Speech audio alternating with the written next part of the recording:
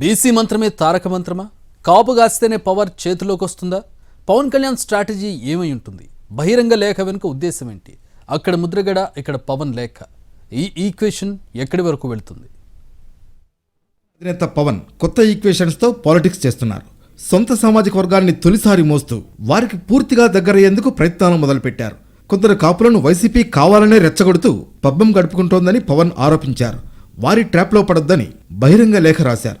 కాపు పెద్దలు తిట్టినా దీవెనలుగానే తీసుకుంటారని లేఖలో పేర్కొన్నారు. అయితే సడన్ గా పవన్ ఇలా మారడం హాట్ టాపిక్ గా మారింది. ఇప్పటి వరకు ఎన్ని విమర్శలు వచ్చినా లైట్ తీసుకున్నా ఈసారి మాత్రం తన సామాజిక వర్గాన్ని ప్రొటెక్ట్ చేస్తూ కామెంట్స్ చేశారు. గతేడాది తూర్పుగోదావరి జిల్లాలో జరిగిన వారాహి యాత్రలో జనసేన అధినేత పవన్ కళ్యాణ్, కాపు ఉద్యమ నేత ముద్రగడ పద్మనాభం మధ్య డైలాగ్ వార్ నడిచింది. కొందరు కులాన్ని అడ్డుపెట్టుకుని నాయకులుగా ఎదిగారని, కులం మాత్రం అలాగే ఉందని విమర్శించారు. ఈ కామెంట్స్ పరోక్షంగా ముద్రగడని ఉద్దేశించి చేశారని చర్చ జరిగింది. అప్పట్లో వీటిపై జిల్లా వ్యాప్తంగా దుమారం రేగింది.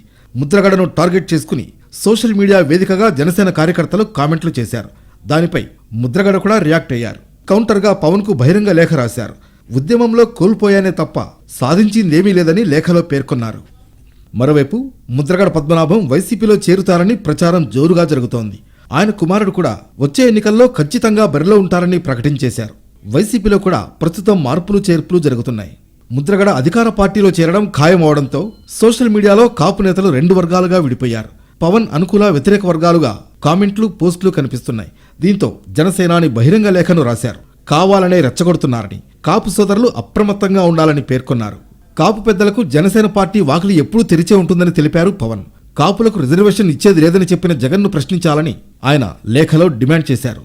బీసీల కోసం చంద్రబాబు కానీ పవన్ కళ్యాణ్ కానీ చేసిందేమీ లేదన్నారు కొడాలి నాని. 2024లో ఆ ఇద్దరి మొబ్బులన్నీ విడిపోతాయన్నారు.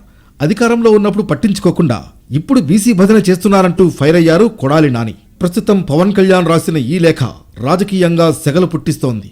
ఉభయ గోదావరి జిల్లాల్లో కాపుల ఓట్ల ప్రభావం ఎక్కువగా ఉంది. దీంతో తన సామాజిక వర్గ ప్రజలను ప్రసన్నం చేసుకునేందుకు ప్రయత్నిస్తున్నారు జనసేనాని. కొత్త ఈక్వేషన్స్తో ముందుకెడుతున్నట్లు తెలుస్తోంది. ప్రస్తుతం ఉన్న పరిస్థితుల్లో కాపుల ఓట్లు ఎవరికీ వన్ సైడ్ గా పడే అవకాశం లేదు. అందుకే మెజార్టీ వారిని జనసేనకు మద్దతిచ్చేలా స్ట్రాటజీలు రచిస్తున్నారని పొలిటికల్ గా టాక్ నడుస్తోంది. ఇదిలా ఉంటే విశాఖలో జనసేన ముఖ్య నేత నాగబాబు రహస్య సమావేశం నిర్వహించారు. నగరానికి చెందిన కాపు నేతలు, కొందరు వ్యాపారులు ఈ సమావేశానికి హాజరయ్యారు. అత్యంత గోప్యంగా జరిగిన ఈ మీటింగ్ పై సర్వత్రా ఆసక్తి నెలకొంది. అందులో కొన్ని కీలక అంశాలు చర్చకు వచ్చాయని సమాచారం. ప్రధానంగా ఎన్నికల పొత్తులు, అభ్యర్థుల ఎంపికకు సంబంధించిన అంశాలను నాగబాబు ఎదుట కాపు ముఖ్యులు ప్రస్తావించారని తెలుస్తోంది. సీఎం పదవి, అభ్యర్థుల కేటాయింపు వంటివి చంద్రబాబు, పవన్ నిర్ణయిస్తారని, ఆ దిశగా మిగిలిన వారి వ్యాఖ్యలు, ప్రచారాలను పట్టించుకోవద్దని నాగబాబు చెప్పినట్లు సమాచారం. వచ్చే ఎన్నికల్లో ఉమ్మడి అభ్యర్థుల గెలుపు లక్ష్యంగా పనిచేయాలని నాగబాబు దిశానిర్దేశం చేసినట్లు తెలుస్తోంది. అధికారంలోకి వస్తే ఎక్కువ మంత్రి పదవులు, కార్పొరేషన్ పోస్టులు జనసేన తీసుకుంటుందని కూడా నాగబాబు భరోసా ఇచ్చారని సమాచారం.